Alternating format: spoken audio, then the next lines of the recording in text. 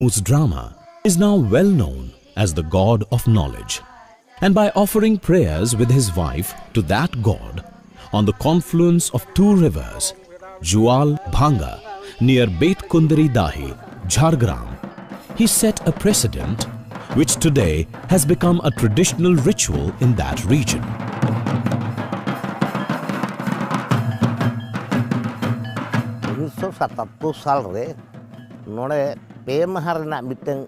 Conference All India bisiste huilina. Onade main miteng ye hordo tahengana Pandit Raghunath Murmu Maji Pargana ko gota disom ren ko hejna Assam khona ko hej akana noa Odisha khona ko hej akana Jharkhand undu bang janam akana Bihar khona ko hej akana ar West Bengal ren ma amda mane pray lay likhan do 2 lakh gan hor ko hej akana. Pandit Raghunath Murmu penned more than 150 plays, short stories, novels and poems in Old Chiki script of Santali language.